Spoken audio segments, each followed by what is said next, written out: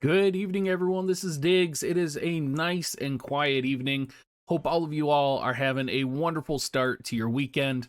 I know here it's going to be a little bit chilly, a little bit sunny, and I'm going to be enjoying a nice cup of coffee. Today, we're going to be talking about the Defense Bracer, a lot of different angles to think about with this piece of gear, and we're going to be talking about whether you should be going for +5, whether you should be going for multiple +0 awakened. Lots of things. Let's go ahead and dig in.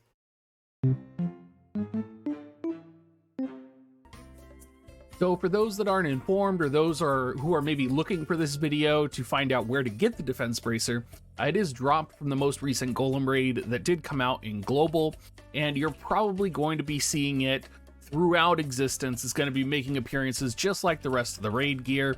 And what's kind of the hullabaloo? Is it a good item? Is it a bad item? What are people saying?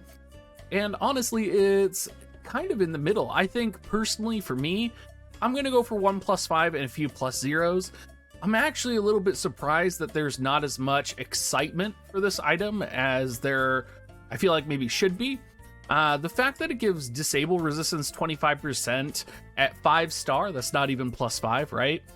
It seems to me like there would be a whole lot of people who would want more disable resistance with the prevalence of Dwayne, yet I'm not seeing really a lot of people going for it. They're not really, biting it, and it's a little bit surprising, honestly, to me. Personally, I think you would at least want 3 +0 versions of this, really easy to do, because you're going to want to have that disable resistance, right? There's going to be situations where you want that disable resistance.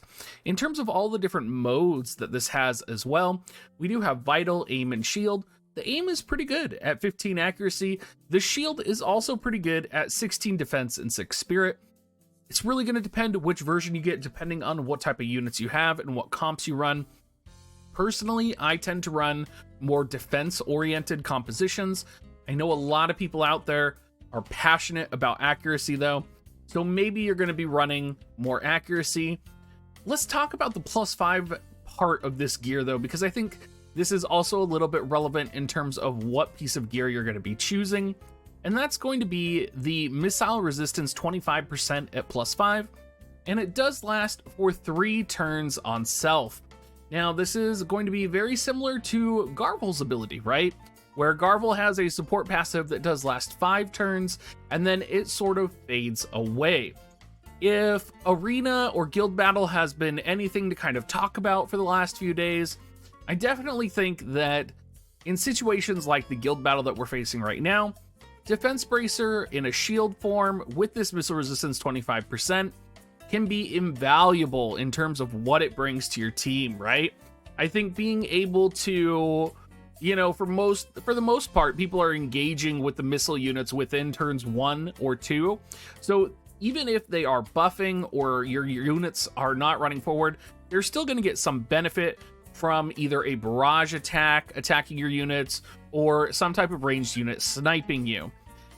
Now, of course, right now, this is really relevant in guild battles that we currently have, but keep in mind that this was not the guild battle map we were supposed to have, and there's not really any huge gunner units coming out in the future. We do have Garvel, right? And a lot of people might not realize that this could be really effective against Garvel as well, because a lot of Garvel's, or 2 of them at least, of Garvel's attacks are missile-oriented based attacks. But I don't think you're going to be wanting this gear just to counter Garvel, right? There's probably other pieces of gear that you could set that might be a little bit better, either magic resistance or some type of spirit resistance. So, is this worth it for the future? Are there going to be relevant ranged attacking units in the future that are going to make you want to have a +5 version of this? The only real significant ranged unit I can see right now that's kind of coming in the JP forecast potentially this summer would be Bikini Lilith. We do also have this little hint of the future with Curry EX, most recently announced in JP earlier this week, where Curry EX's Frostbite ability does actually affect AP generation. So the question is, with the amount of ice, bow users that are out there, such as Rosa, right? Are we going to be seeing a world where Rosa is going to be potentially, when she gets her EX, included in a lot of formations for Frostbite. And that could potentially mean that you're going to be running Missile Rosa. Again, a far shot. Personally, I love Rosa and I love Missile Rosa. Something that I think about. So in order to be prepared for a ranged attack world, in order to be prepared for Bikini Lilith, I would recommend a +5. If you're someone who can't clear this raid reliably, just get a couple of the +0s. I think no matter what, you should be getting 3 +0s so that you do get the disable resistance 25%. Because Dwayne is a thing, Dwayne is going to get an EX, and that is going to be a thing. And with the way things are going right now, with the Exvius Universe collab and with Dwayne recently coming back, kind of wondering if his EX is going to come to global a little bit sooner than all of us might have thought. Who knows? But better safe than sorry, right? Let's talk about what it takes to build this as well, because I think that's also relevant, particularly when we are looking at raid materials and raid crafting. And on the raid side of things, this is actually one of the easier items to craft. What do I mean by that? Well, you're using items that are not high demand, high need, right? So we've had a couple raids now where we've been able to get Sacred Tree Sap, Ahriman's Tears. Woohoo, Ahriman Tea would be not a tea I would want to try. Probably just have an eyeball floating in it, but Ahriman's Tears, you know, relatively easily farmable. Water Mega Chris, again, not that big of a deal. So looking at the unidentified sap, that's always pretty much available to farm. It's not going to be a hard farm. It's not like we're getting like joyful orbs, right? Because fucking, if I could farm joyful orbs like a million times, I probably would do that.